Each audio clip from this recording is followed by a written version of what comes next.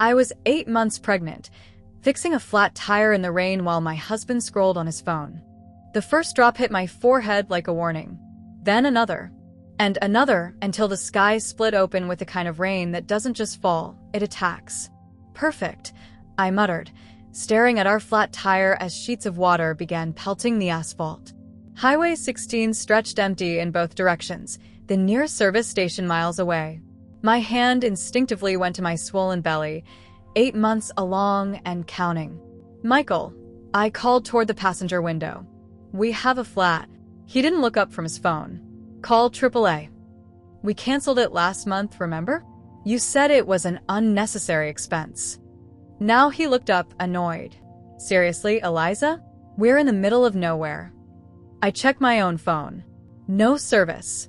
"Of course. We have a spare," I said. "I just need help getting it out." Michael sighed dramatically, as if I'd engineered this inconvenience specifically to ruin his afternoon. He pushed open his door, took exactly 3 steps toward the trunk, and flinched when rain hit his designer shirt. "This is insane," he said, retreating to the passenger seat. "We'll wait for someone to drive by." I glanced at the empty highway again, then at the darkening sky, then at my watch, 7:48 p.m. on a Tuesday, on a rarely traveled stretch of road that connected nothing to nowhere. We were returning from visiting his parents, a 3-hour drive I had begged to postpone. The doctor said to avoid long trips this late in the pregnancy. I had reminded him. "We'll be fine," he had insisted. "My mother wants to see you before she flies to Europe."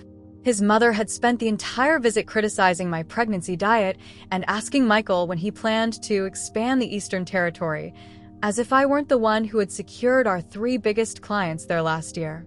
Lightning flashed, illuminating Michael's face through the window.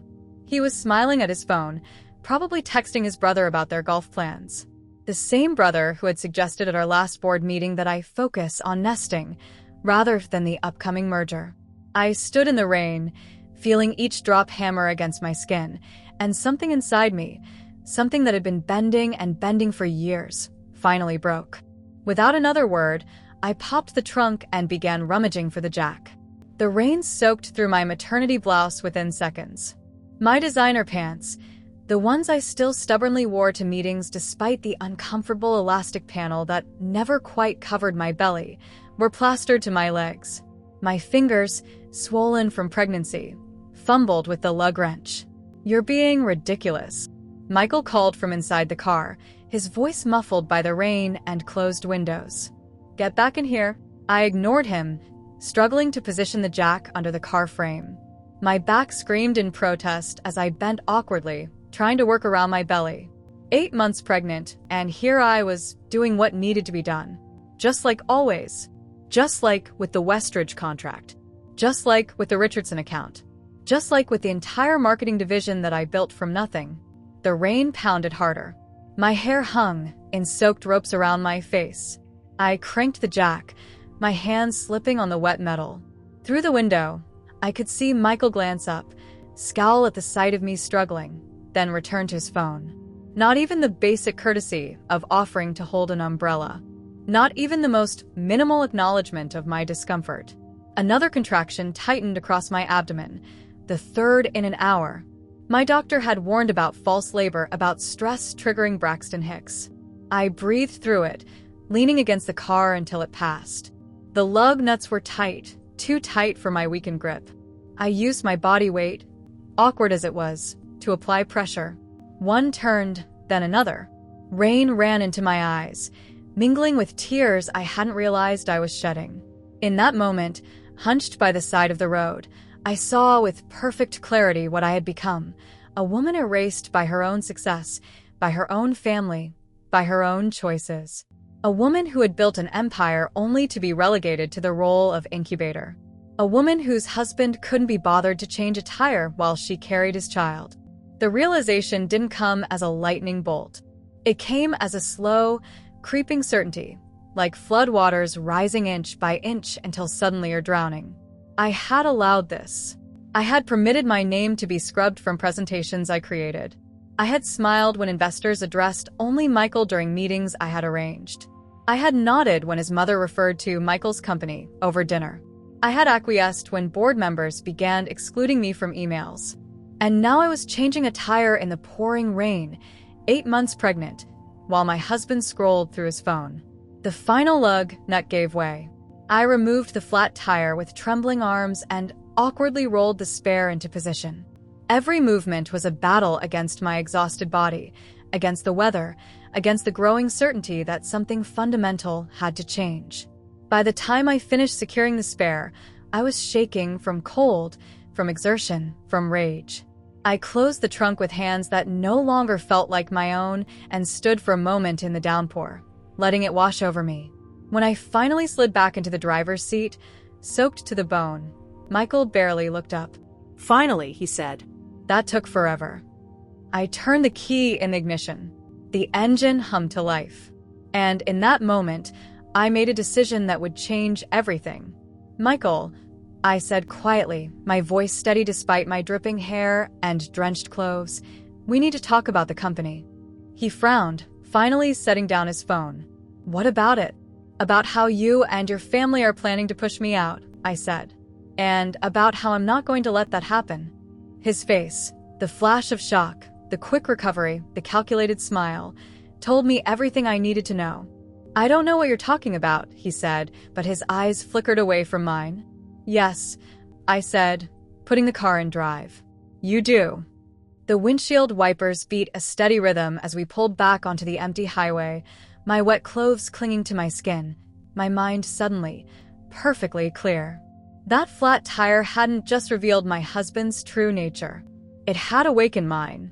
Flashback to the rise and my silent sacrifice. 5 years earlier, there was no empire, just a cramped studio apartment with mismatched furniture and a dream. "You're crazy," Michael had said when I first proposed the idea. We were dating then, both burned out from corporate jobs. "Nobody's going to invest in sustainable packaging for luxury goods. It's too niche." But I had seen the gap in the market. I'd spent 3 years in product development watching high-end brands ship beautiful items in disposable packaging that consumers immediately discarded. The waste was staggering, the opportunity obvious. I spent my evenings hunched over our kitchen table, really just a door balanced on 2 filing cabinets, creating prototypes. Biodegradable materials that felt luxurious. Recyclable components that wouldn't compromise brand aesthetics. Packaging that consumers would keep, reuse, display. "This is actually good," Michael admitted one night, examining my latest mock-up. His tone held surprise, as if he'd expected failure. "Maybe we should take this seriously." The "we" slipped in so naturally, I barely noticed it. Our first business plan was written on my laptop using my MBA coursework as a template. Michael had marketing experience, a smooth way with people. I had the technical knowledge and the vision. We made a good team, I believed that then. We married 6 months after launching. But the real story wasn't our partnership. It was the nights I spent alone, researching patents while Michael networked at bars with potential clients. It was the way I mortgaged my parents' old house, my only inheritance, for our first production run. It was how I slept 4 hours a night for 2 years straight, perfecting prototypes in our bathroom because we couldn't afford lab space. "Eliza never stops," Michael would tell people, pride and ownership mingling in his voice. "My wife's a machine." Our first major breakthrough came when I cold-called Verietta, the jewelry brand whose sustainability promises didn't extend to their shipping materials. 17 calls, 14 emails, and 3 in-person visits later, I convinced their operations director to meet with us. Us meant Michael and me. But when the meeting came, something shifted. "Ladies, if you could grab the coffees," the director said as we settled in the conference room, gesturing to me and his assistant. Before I could respond, Michael jumped in. "Actually, my wife is the designer behind the entire concept." I appreciated his correction then. I didn't notice how quickly he added, "We think you'll find our approach revolutionary." The presentation I had prepared was delivered primarily by Michael. He was good, charismatic, persuasive. When technical questions arose, he'd smoothly pivot. "Eliza, why don't you explain the tensile strength issue?" I'd answer. Then he'd seamlessly reclaim the conversation. By the end, the director was impressed. I like your company, Michael. Let's talk numbers. Your company, not our company. Michael didn't correct him. That night, we celebrated our first major client. This is just the beginning, Michael toasted, champagne sloshing in his glass. We're going to build an empire. The contract necessitated expansion. We hired 3 people, then 7, then 20. I developed new product lines while Michael handled business development. Our company, Ecolux Packaging, began gaining recognition. His family took notice. His father, a retired executive, began dropping by our office.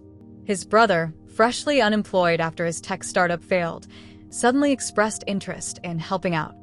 They believe in us, Michael insisted when I questioned the increasing presence of his relatives in our business. They're opening doors. Those doors seemed to swing one way. His father introduced Michael, just Michael, to his country club friends, potential investors all. His brother began attending client meetings, positioning himself as our head of strategy, a title we'd never discussed. A year into our success, we had a proper office, 40 employees, and our first board of directors. Michael, me, his father, his brother, and 1 independent member. 3 to 2. I didn't see the problem then. The company growth consumed us. I delayed having children, pouring myself into product innovation instead. Michael traveled frequently, the face of our expanding brand. I stayed behind, managing operations, solving problems, building the foundation. At home, exhausted, we barely talked except about work. The Northridge presentation went well, he'd say over takeout dinners. They love what I'm doing with sustainable luxury. Not we're, not your. I let it slide. Success was success, right? 3 years in, we landed Margot and Company, the biggest luxury conglomerate in the industry. Their sustainability director had seen our packaging and wanted exclusive designs for their prestige lines. I worked around the clock on the proposal. Michael insisted on delivering it himself. It's in Geneva, he explained. You've got production issues to handle here. It makes more sense for me to go. He returned triumphant. They're in. Full contract, exclusive partnership. That night, his family joined us for dinner. His mother raised her glass. To Michael, building his legacy. The table erupted in cheers. I smiled tightly, fork suspended over my untouched meal. His legacy. Later, when industry publications covered our Margot partnership, the articles quoted Michael extensively. My name appeared once, in the 6th paragraph. Michael's wife, Eliza, also works for the company. Works for. Not founded. Not leads. Not owns. The subtle erasure continued. Board meetings where my points were ignored until Michael repeated them. Client dinners where I was seated with spouses rather than decision makers. Strategy sessions where his family members dominated the conversation. When I finally became pregnant, after years of postponing, the erasure accelerated. Eliza's focusing on family now, Michael's mother told a major investor at our annual party, patting my barely visible baby bump. While Michael takes the company to the next level. I opened my mouth to object, but Michael put his arm around me, squeezing my shoulder in warning. That's right, he agreed smoothly. The company's moving into its next phase of growth. Later, I confronted him. I'm pregnant, not retiring. This is still my company, too. He looked genuinely confused. Of course it is, honey. But you need to rest now. Think about the baby. The stress isn't good for either of you. I didn't recognize it then, but looking back now, as the windshield wipers beat against the rain and Michael shifted uncomfortably in the passenger seat beside me, I could see it clearly. That was the moment they began orchestrating my exit. The flat tire wasn't the beginning. It was merely the final insult after years of calculated erasure. And as I drove through the storm, soaking wet while my husband texted his brother, I realized something that should have been obvious years ago. I hadn't just built a company. I had built my own trap. But not for much longer. The truth behind their meetings without me. The silence in the car was deafening as we drove through the storm. Michael had put his phone away after my accusation, but his fingers drummed nervously against his thigh. I don't know what you think you know, he finally said, but you're stressed and emotional because of the pregnancy. Classic Michael, deflecting, dismissing, gaslighting. My mind drifted back to 3 weeks ago, the day I discovered just how deep the betrayal went. It started with a calendar notification on my phone. Executive strategy session, conference room A, 2 p.m. A meeting I hadn't been informed about. By then, being excluded wasn't new. Since announcing my pregnancy, I'd been systematically removed from client meetings, investor calls, and strategic planning sessions. Always with the same patronizing concern. You should rest. Think of the baby. We've got this covered. But an executive strategy session without the co-founder and chief innovation officer? That was a step too far. I waddled down the hallway of our gleaming headquarters, the building my designs had paid for, and pushed open the conference room door without knocking. The conversation halted mid-sentence. 6 faces turned toward me in shock.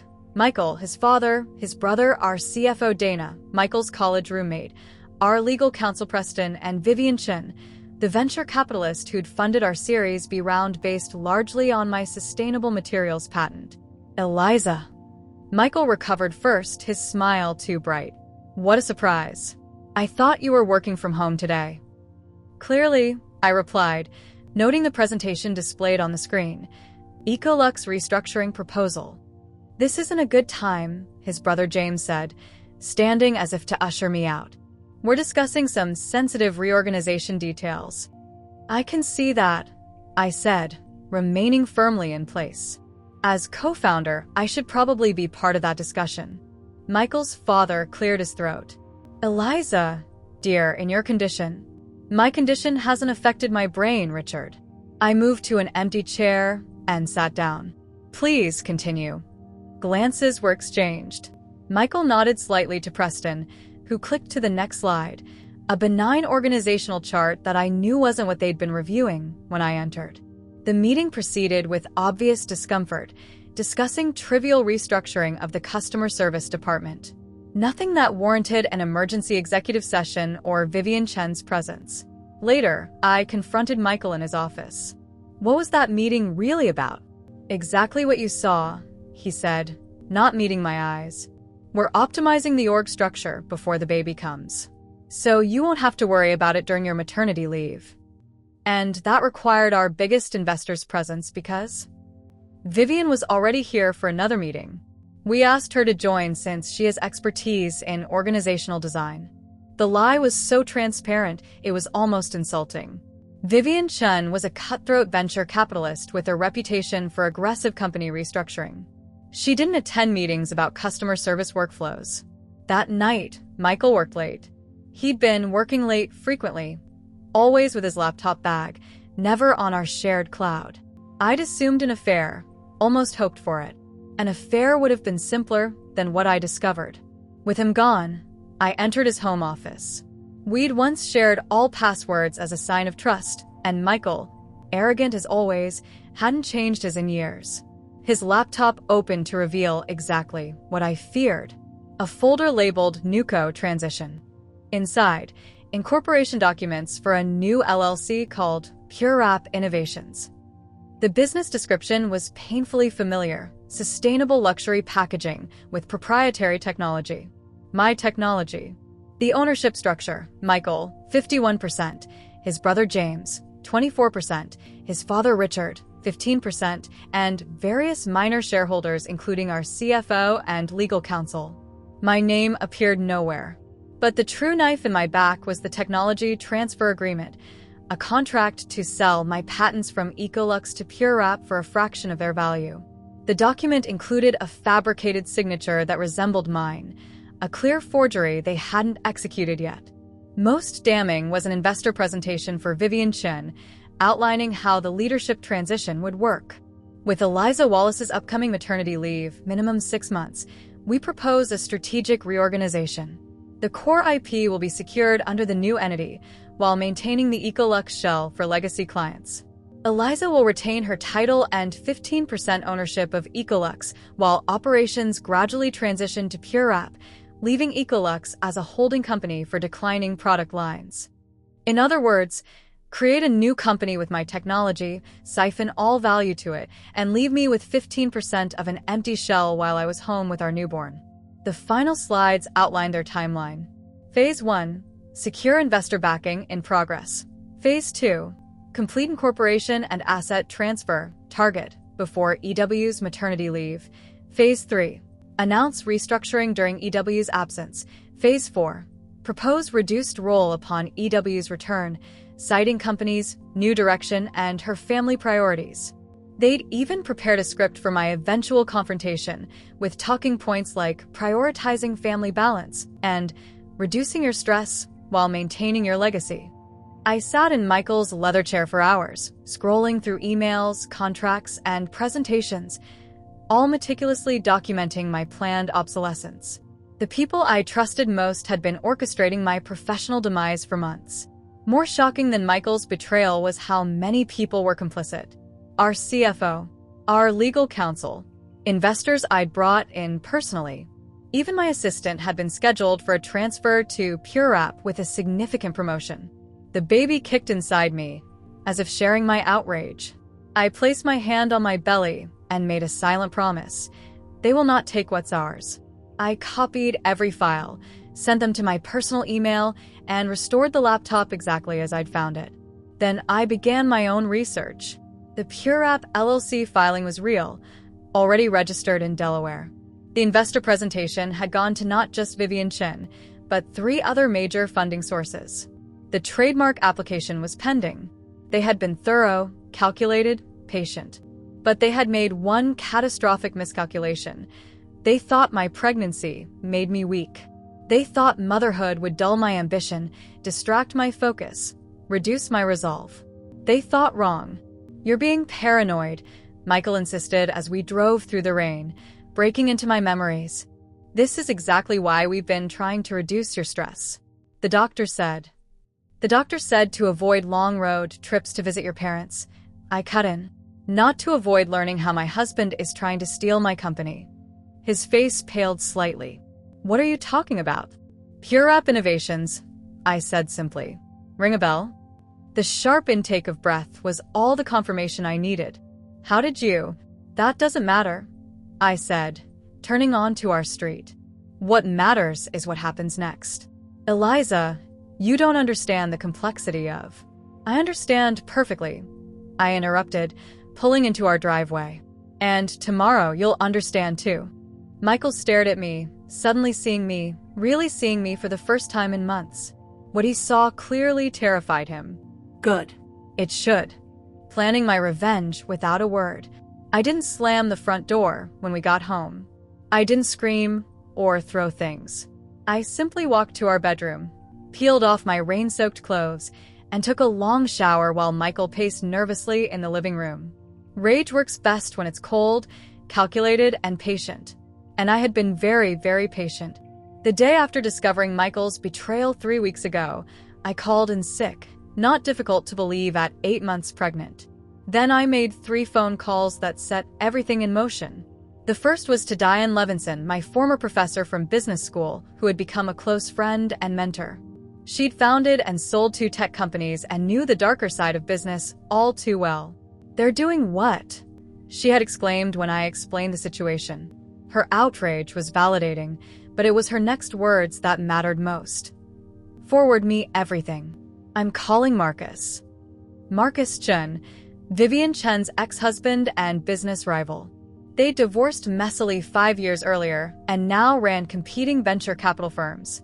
Where Vivian was ruthless and transactional, Marcus had built his reputation on founder loyalty and ethical governance. The second call was to Raymond Ochoa, the patent attorney who had originally filed all my designs and material innovations, not through Ecolux, but personally before the company existed.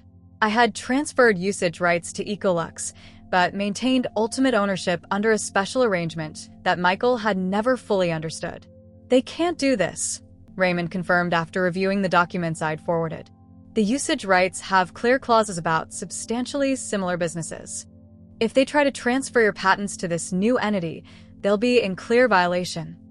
The final call was the most difficult, to Margot Beaumont herself, founder of Margot & Company, our largest client. We'd met only twice, but had connected deeply both times over being women in male-dominated industries. I'd kept her personal number, but never used it until that day. "This happens more often than anyone admits," she said after hearing me out.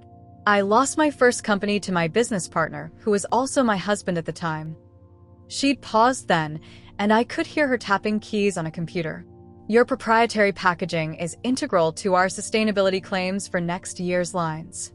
We can't afford a disruption or a decline in quality." "There won't be," I promised. "Good." More typing. "I'm placing our full order for next year today. Prepaid. The funds will be in Ecolux's account within 48 hours, approximately $24 million. Will that help?" It would. It absolutely would. What Michael and his family couldn't realize, was that I'd never been as naive as they assumed. From the very beginning, I'd protected myself in ways they didn't understand. For instance, when we formed the original LLC, I insisted on certain unusual provisions that Michael dismissed as legal overkill. One granted shareholders the right to force a buy-sell agreement if any founding member attempted to create a competing business. Another gave the board the power to remove executives who breached fiduciary duty, with a critical detail that the accused member couldn't vote on their own removal. Michael had signed it all without reading the fine print. His father and brother, added to the board later, were bound by the same terms. With Margot's advance payment securing immediate cash flow, I made my next moves methodically. I formed my own holding company, Wallace Innovations, under my maiden name. Through Raymond, I documented the patent violation that the Pure App scheme would constitute. With Diane's guidance, I approached 3 of our original angel investors, who'd been completely excluded from the Pure App scheme. They were furious and eager to help. Most crucially, with investment from Marcus Chun and my original angels, Wallace Innovations began quietly purchasing available Ecolux shares on the secondary market.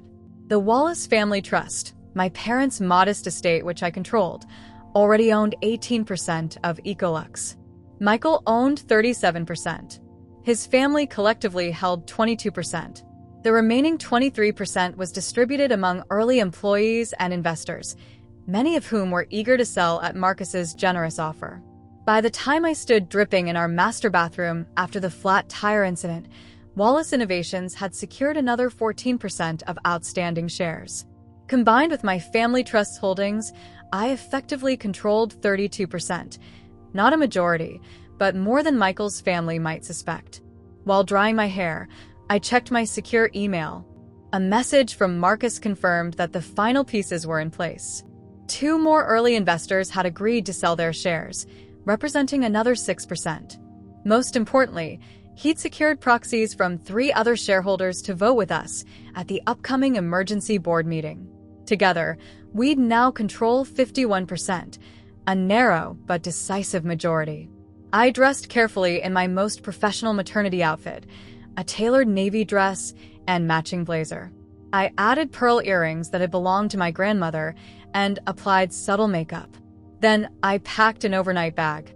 When I emerged from the bedroom, Michael was waiting, his expression a mix of fear and conciliation. "Eliza, we need to talk about what you think you found," he began. "It's not what it looks like. Pure App was just an option we were exploring, a way to restructure for tax purposes." I placed my bag by the door. "Is that why you forged my signature on patent transfer documents?" "No one forged," he stopped, caught in the lie. "Who have you told about this?" "Everyone who matters," I replied calmly. His face darkened. "This is exactly what I was afraid of, you making emotional decisions in your condition. You don't understand the business implications." "I understand them perfectly," I said. "That's what terrifies you." "Where are you going?" he demanded, noticing my bag. "I'm staying at the Four Seasons tonight. There's an emergency board meeting tomorrow at 9 a.m. I've already notified all members." "A board meeting? You can't call a board meeting without the CEO's approval? Actually, our bylaws allow any 2 board members to call an emergency meeting. Your father and brother will confirm they've received the notification." Michael's face flushed. "This is ridiculous. You need to calm down and—" "I am perfectly calm," I interrupted. I have been for weeks, while putting everything in place. Tomorrow we'll see who truly understands this business. As I picked up my bag, Michael grabbed my arm. You're not thinking clearly. After the baby comes. I pulled away. After the baby comes, I'll be running my company with people I can trust, and you'll be looking for a new job. I walked out the door, leaving him speechless for perhaps the first time in our marriage. My Uber was already waiting at the curb. As we drove away, I felt the baby shift inside me. A strong kick, as if in approval. That's right, I whispered, patting my belly. Mommy doesn't just build companies. She protects them too. The real work would begin tomorrow. The meeting they never saw coming. The boardroom of Ecolux Packaging had always been Michael's domain. A masculine sanctuary of dark walnut and leather, with floor-to-ceiling windows overlooking the city.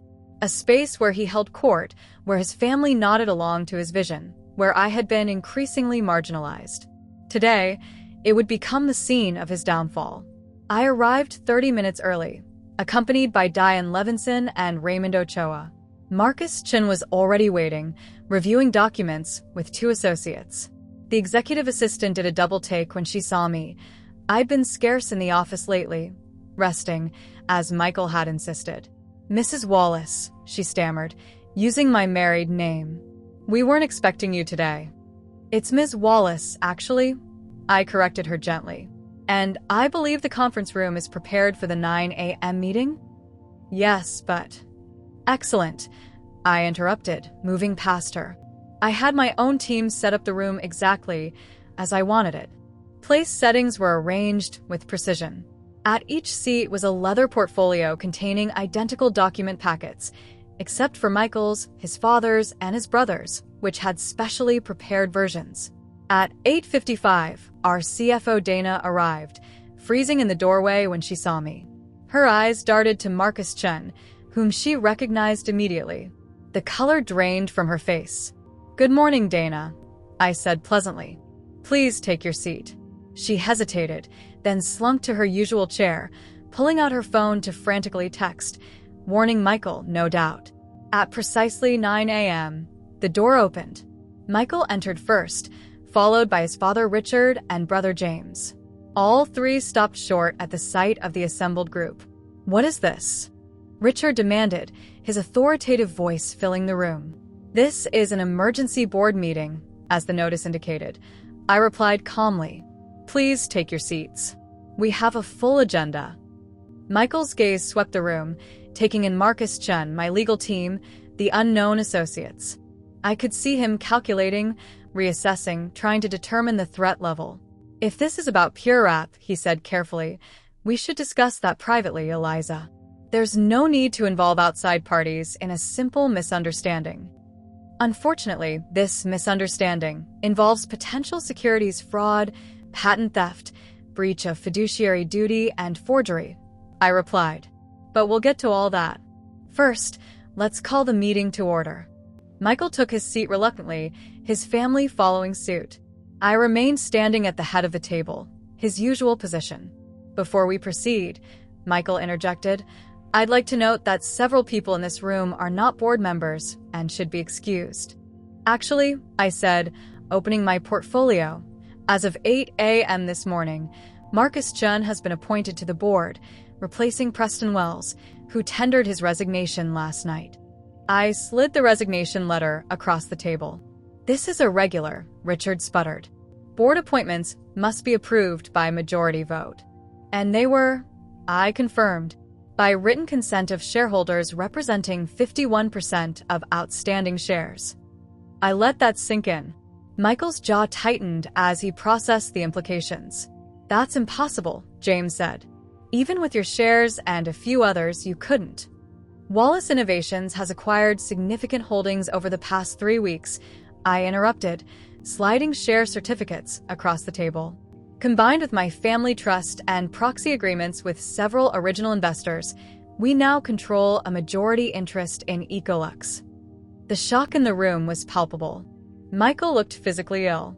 This is my company, he said, voice rising. You can't just... Our company, I corrected. which you and your family attempted to hollow out and replace with PureWrap Innovations.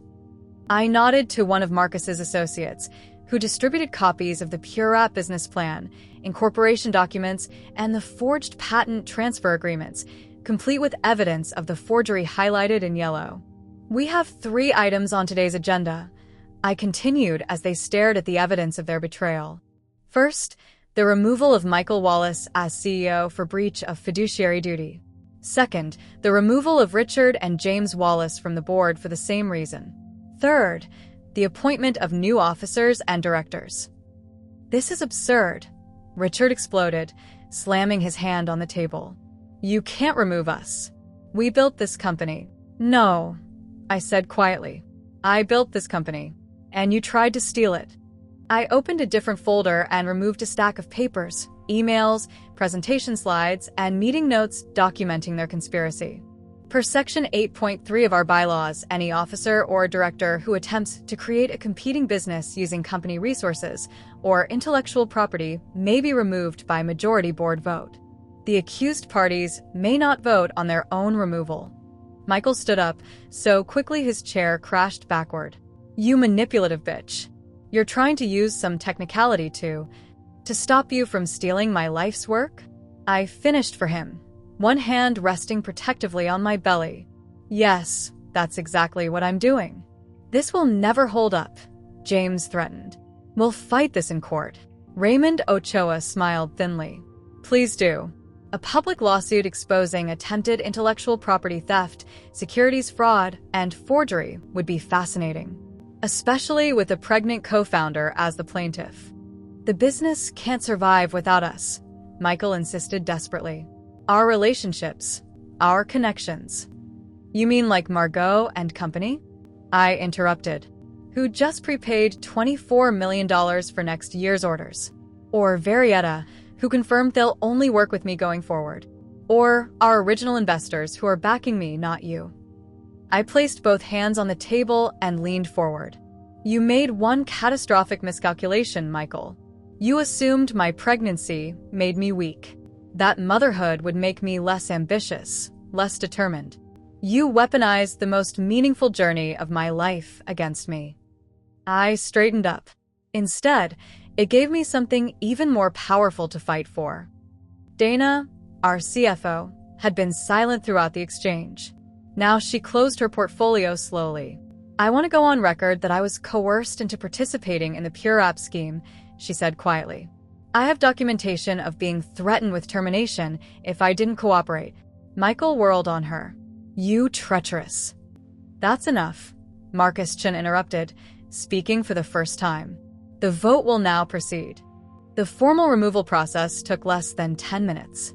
Michael, Richard, and James were stripped of their positions by a unanimous vote of the remaining board members.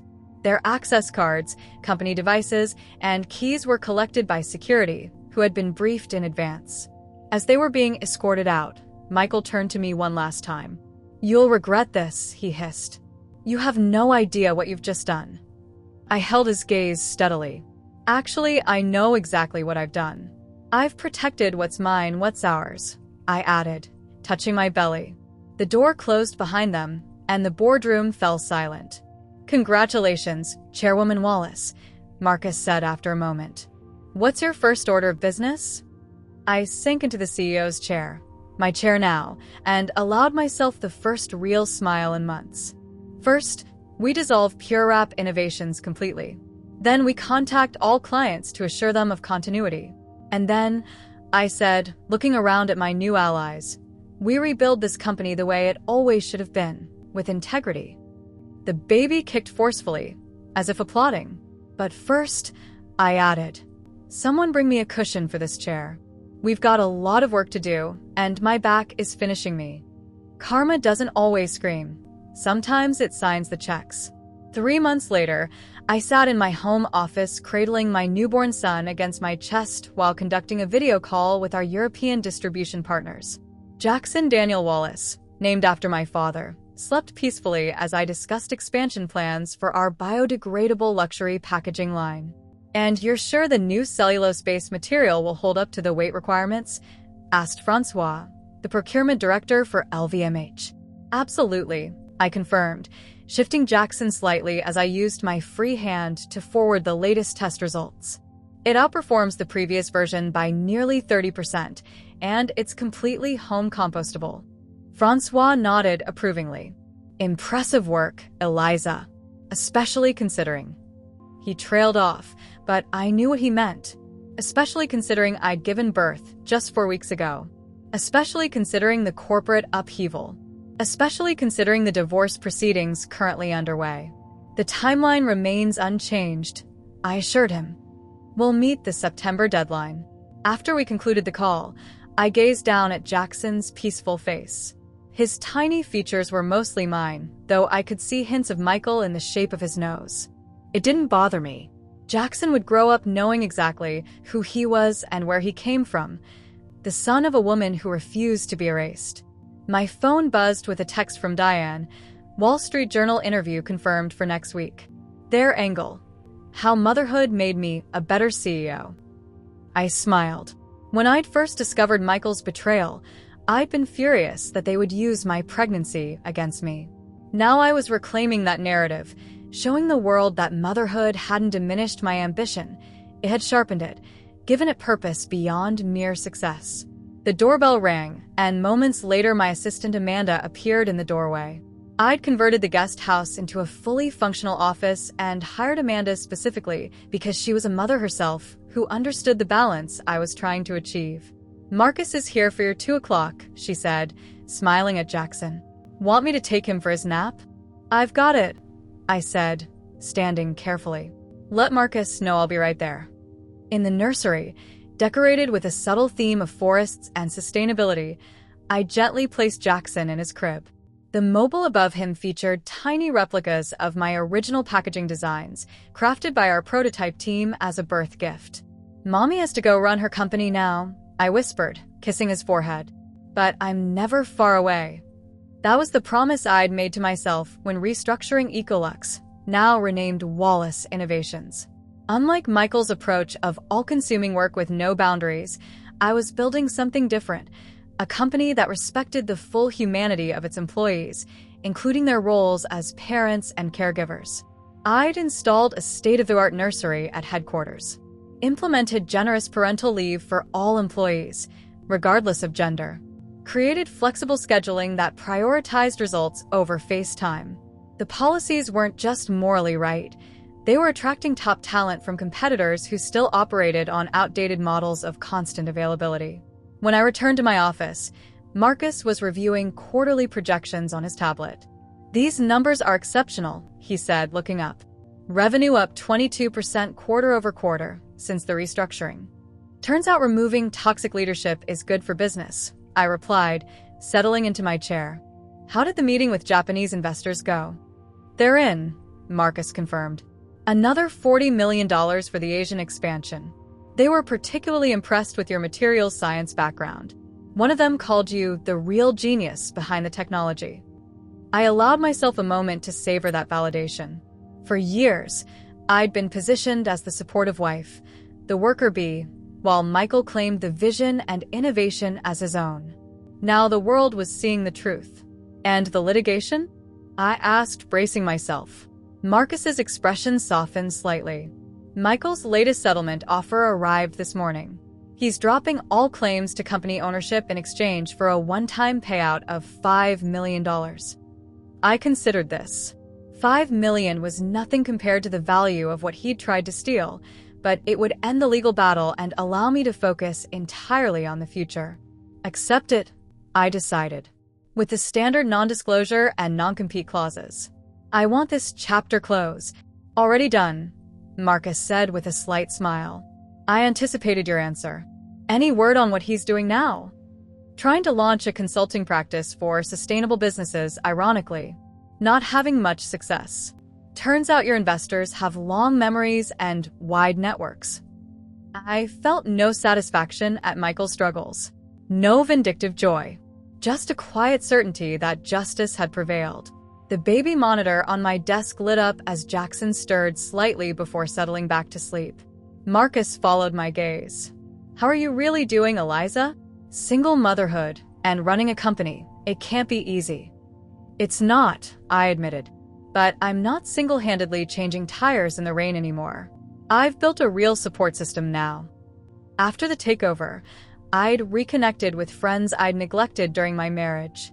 Built genuine relationships with my executive team based on mutual respect rather than fear and manipulation. Even reconciled with my estranged sister, who now lived nearby and helped with Jackson regularly. The company announcement goes out tomorrow, Marcus reminded me. Are you sure about the name change? I nodded firmly. Wallace Innovations reflects who we truly are now. Later that afternoon, I visited headquarters for the weekly all-hands meeting. As I walked through the production floor, employees smiled and waved. Unlike during Michael's reign, when tension and fear had permeated the space, there was now an energy of collaborative purpose. I took the small stage where our prototype display showcased our latest designs. Jackson was with me in a front carrier, contentedly observing the lights and movements around him. 3 months ago, we faced an existential threat. Today, we've not only survived, we're thriving. Orders are up 22%. Our new compostable luxury line has pre-sold at 140% of projections. And our workplace satisfaction scores have reached their highest levels ever. Applause rippled through the room. Tomorrow, we officially become Wallace Innovations, I continued. Not because I wanted my name on the building, but because we deserve a fresh start that honors our true origins and our values. I gazed around at the team that had stayed with me, that had chosen integrity over expedience. When I was changing that flat tire in the rain, 8 months pregnant while my husband sat in the car scrolling on his phone, I made a decision. Not just to save our company, but to transform it.